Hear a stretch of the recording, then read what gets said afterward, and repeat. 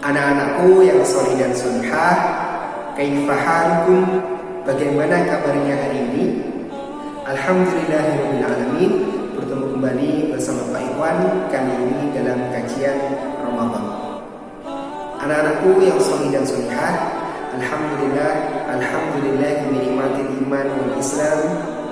Pertama-tama marilah kita panjatkan puji syukur kita kepada Allah Subhanahu wa taala yang telah memberikan kita nikmat yang sangat banyak, baik itu nikmat iman, nikmat Islam maupun nikmat kesempatan. Yang selanjutnya, sholawat serta salam mari kita selalu haturkan kepada junjungan kita Nabi Muhammad SAW yang telah menunjukkan kepada kita semua siratal mustaqim, yaitu dinul Islam.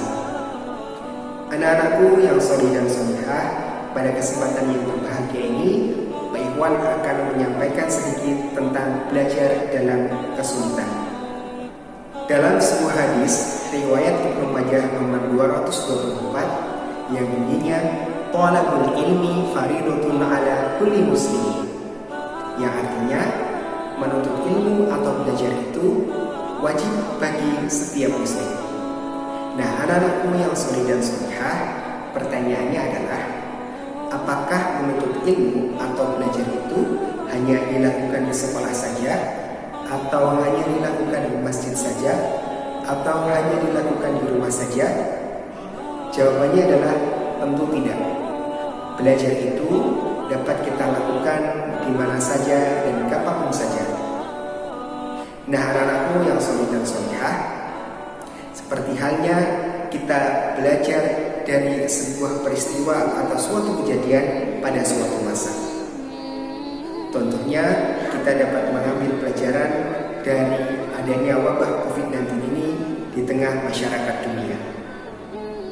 Anak-anakku yang solih dan solihah, sungguh adanya wabah COVID-19 ini memiliki dampak yang sangat besar dan sangat luas. Seperti halnya dampak dalam sosial dan ekonomi. Banyak perusahaan yang tutup sehingga merumahkan para pekerjanya, dan juga banyak masyarakat yang mengalami kesulitan ekonomi. Tidak terasa sudah 2 tahun ini kita menjalani ibadah puasa di tengah wabah virus COVID-19. Tentunya ada sesuatu hal yang berbeda dalam menjalankan ibadah puasa di tengah wabah virus COVID-19 ini. Kita menjadi lebih mawas diri, begitu juga kita lebih berhati-hati, lebih menjaga kebersihan dan menjaga sesama. Satu hal yang harus kita pahami bersama, ketika dalam kondisi seperti saat ini, kita yakin bahwasanya ada pelajaran atau hikmah yang Allah berikan di tengah adanya wabah virus COVID-19 ini. Bulan Ramadan merupakan bulan yang sangat istimewa. Allah telah menunjukkan keistimewaan bulan Ramadan dalam Al-Quran maupun hadis. Anak-anakku yang solih dan solihah, selain bulan Ramadan merupakan bulan yang istimewa, bulan Ramadan merupakan juga bulan latihan, di mana kita sebagai orang yang beriman dilatih untuk dapat mengendalikan hawa nafsu kita. Begitu juga kita dapat melatih rasa hati kita untuk lebih bersimpati dan empati terhadap sesama. Anak-anakku yang solih dan solihah, dengan hadirnya bulan Ramadan di tengah-tengah wabah virus COVID-19 ini, ada pelajaran yang dapat kita ambil, khususnya dalam menjalankan ibadah puasa di bulan Ramadan di tengah wabah virus COVID-19 ini. Kita semua sama-sama belajar untuk beberapa hal. Yang pertama, kita belajar untuk mengikhlaskan hati kita. Ikhlas terhadap ketentuan yang Allah berikan terhadap kita, ikhlas terhadap takdir yang baik maupun yang buruk yang Allah takdirkan kepada kita semuanya. Yang kedua, kita belajar untuk melapangkan hati kita untuk bersabar, untuk bersyukur kepada Allah Subhanahu wa taala.